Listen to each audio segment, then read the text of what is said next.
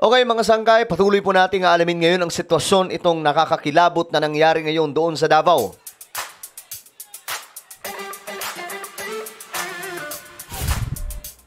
Yo guys, what's up? This is me. I'm back for another vlog. At ito nga, titingnan po natin ang kalagayan ngayon mga sangkay doon sa Mindanao, sa Davao mga sangkay, hindi lamang po doon sa Davao City kundi sa iba pang mga lugar. Lalong-lalo na po sa mismong malapit sa pinaka-epicenter, no? At ngayon, medyo kung ano ang nangyari doon sa Cebu, malala din po itong nangyari ngayon mga sangkay doon sa Davao. Ay, nako po. Anyway, bago tayo magtuloy-tuloy sa mga hindi pa po dyan nakakapag-subscribe, kung gusto nyo po ng informative na mga balita, na mga impormasyon, ano pang hinihintay nyo? Makikita nyo po yung subscribe button sa baba ng video na to. I-click nyo lamang po yung subscribe, i-click ang bell, at i-click nyo po yung all. Sa mga nanonood po sa Facebook, i-follow nyo po yung ating Facebook page. Shoutout po pala sa lahat ng mga solid sangkay na nanonood ngayon. Ito na mga sangkay, dire-diretso po tayo. Tingnan po natin yung mga highlight, no? Yung mga ganap po talaga ngayon doon mga sangkay na talagang namang nakakakilabot ito. Sitwasyon sa Manay, Davao Oriental matapos ang magnitude 7.4 na lindol ngayong Biyernes. Ayan mga sangkay. Ito po, tingnan po ninyo yung mga nabiyak na mga kalsada. Ayan. Nagkandahulog yung mga bato galing po sa pinakataas ng bundok sa kalsada mismo. Ito, grabe, tingnan nyo po yung kalsada. Oh. So, ito yung situation ngayon mga sangkay. Ito naman, ito po yung ito daw po ay Mapua Malayan College doon po sa Mindanao, sa Davao City. Nasaktuhan ng lindol. Ito mga sangkay. Tingnan po ninyo. Hindi ko na po lalagyan ng boses kasi baka mayari tayo ni YouTube. Yan. Bigla pong nangyari mga sangkay itong paggalaw ng kalupaan. Nasaktuhan na may nagbibideo. Ayan. Biglang nawala na po ng ilaw, nagkandahulog na po yung mga gamit sa paligid. Grabe, nag-iyakan na po yung mga nariyan. At ang tanging pinangtabon nila sa kanilang ulo ay yung mga upuan. Ito naman, saan ba to? Dali-daling lumikas daw ang mga estudyante. Doon po ito sa Davao College.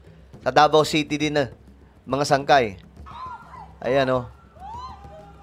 Makikita po natin na agad naglabasan itong mga kababayan po natin, mga estudyante po ito, mga sangkay. Grabe. Magnitude 7.6. Hindi ko na maintindihan. 7.6 or 7.4 magnitude. Ayan, agad-agad po silang lumikas. Ito naman sa isang palengke, mga sangkay. Pakinggan po natin at panoorin natin.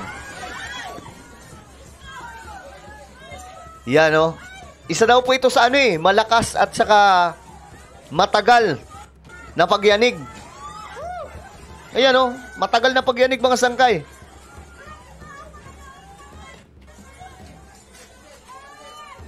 Doon po ito sa public market ng Davao City.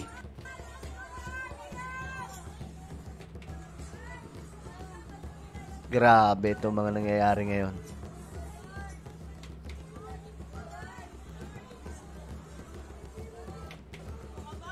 Alam nyo, akong kinakabahan sa God forbid, no? Sa Metro Manila, may the big one pa naman. Diyos mio, marimar. Ako po, kaya tayo mga kababayan, sama-sama po talaga tayong manalangin para po sa ating bansa. Sa Metro Manila, ang pinaka-nakakaiyak na wag naman po sanang mangyari. Dahil, ewan ko, medyo delikado itong sitwasyon mga sangkay.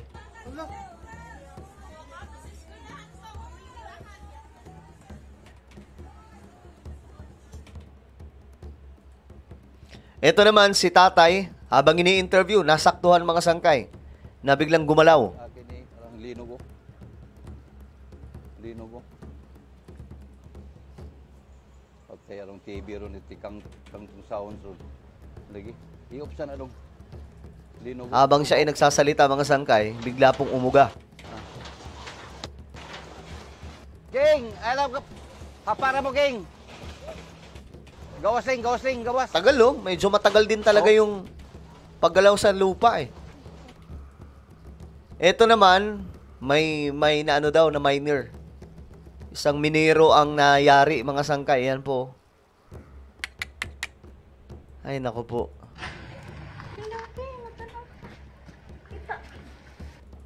Diri na ta sa lain kay ulo. Ala luya ana oy. Jesus, kaluoy. Iyan, no? Grabe, kawawa. Ang Ginoo ko eh, wa dyan na kuan man no. Oh my goodness. Ala luya niya oy.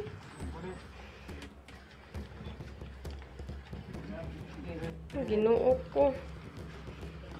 Lord, luoy kay siya Lord, kay lakon kay ko.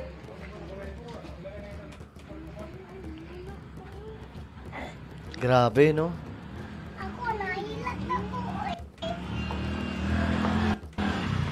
Grabe itong nangyayari ngayon. Ito pa, mga sangkay. Ito, matindi to. Mga construction workers ito sa itaas ng gusali. Doon po sa Davao, mga sangkay, habang po sila ay nagtatrabaho, bigla pong gumalaw yung lupa at tingnan po ninyo ang nangyari mga sangkay. Takbuhan po sila pababa. Sobrang creepy na ito. Takot tingnan.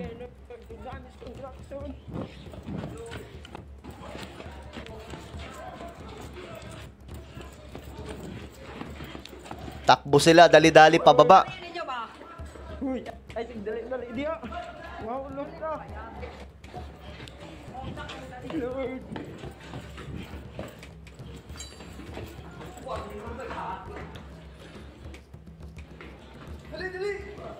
Grabe, wala nang pakialam kung mataas yung... Hindi na po hagdanan talaga yan eh. Ano pa lang yan, oh? Skeleton ng hagdanan. Pero binaba po nila ng ganong kabilis dahil po sa takot.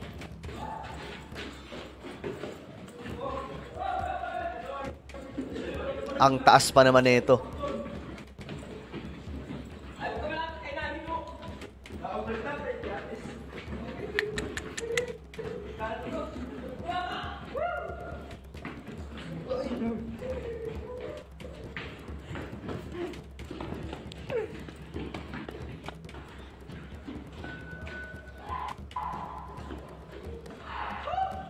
Diretso labas. Ang kinakatakot kasi nila dito yung matrap sila eh.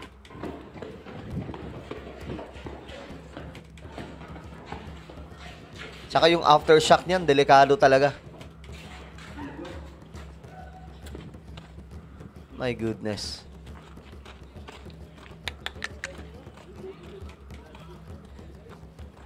Okay. Ito naman, makikita po mga sangkay sa video na bumababa ang tubig sa dagat. Doon po ito sa Davao, sa Mati City po ito, ng Davao Oriental. Yung tubig bigla pong bumaba na posibleng isang senyales ng tsunami.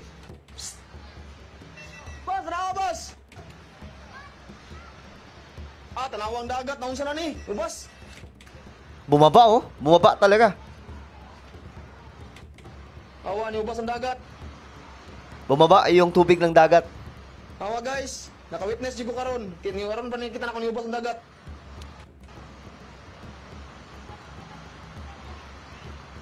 Awa.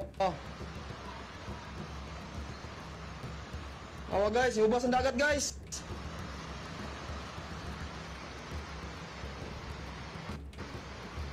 Grabe.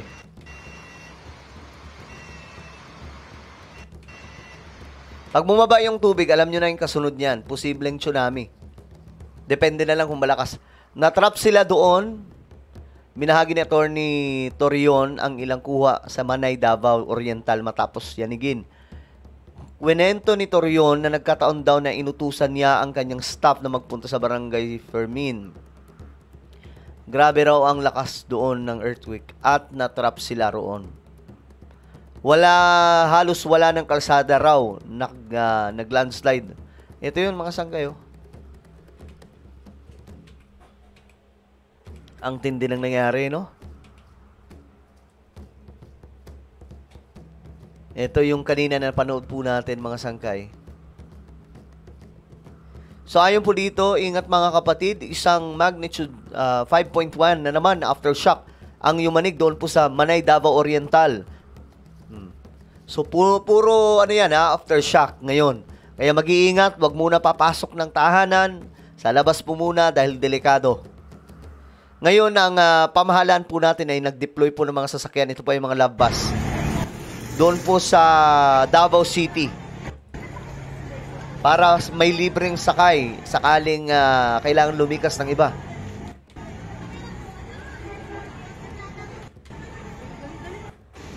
Yan. Yan yung love bus ni PBBM sa Davao. Okay. Ito. Ang bahay na ito dito sa may Tupaz Street sa Marfori Heights, Davao City, ang malubhang nasira dulot ng 7.5 magnitude na lindol na tumama ngayong umaga, kung saan ang epicenter ay sa Manay, Davao Oriental. Ang nasabing bahay ay 2 palapag, ngunit nagmistulang 1 palapag na lamang ito matapos matabunan ang ground floor ng nasabing bahay. Pagmamayari ng isang attorney Torillo ang naturang bahay kung saan ang mga magulang nito ang nakatira sa nasabing bahay. Ligtas naman ang 2 matanda dahil natrap nga sila sa loob ng bahay, subalit hindi naman sila nadaganan ng anumang mga mabibigat na bagay. Well, so yung iba dyan mga sangkay, actually may nababalita na po tayo ng mga damages at kakalungkot nga po.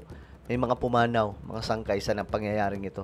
At hindi pa po natin alam yung sitwasyon talaga na buo ngayon. Tingnan po natin mamaya mga sangkay, pero may mga ilan-ilan, meron na pong bilang na mga nare-recover mga sangkay. At ayun nga po, itong syempre may mga magtatanong dyan, may kinalaman nga ba?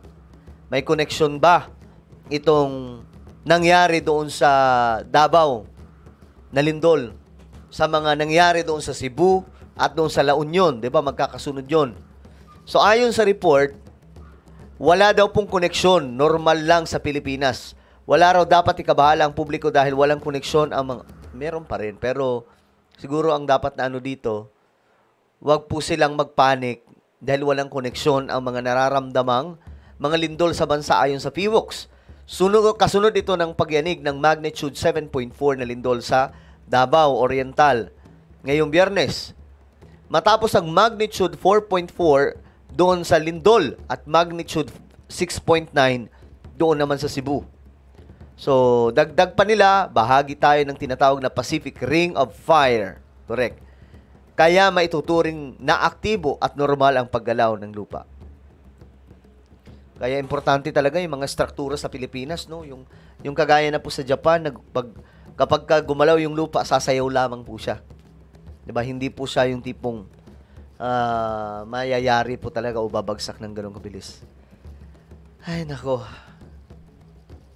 Nakakatawa. Let's pray for our country, guys. May nagpropesiya nga po tungkol dito na hindi pa daw po ito tapos. Meron pa raw mga susunod, but let's pray.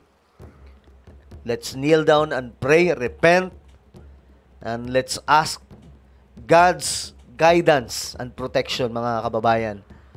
At dito nga po mga sangkay, in-upload ko kanina yung yung propesiya na sinasabing magkakaroon ng mga lindol sa Pilipinas at may saktong buwan, mga sangkay na nakalagay. At nagkatotoo na nga po yung, 2 na po ang nagkatotoo. Doon sa Cebu, at 3 na actually, Cebu, La Union, at saka sa Davao ngayon. Yung mga sinabi niya, eto po yung sunod-sunod po na nangyayari. So, panoorin nyo po yan mga sangkay para mapanood nyo.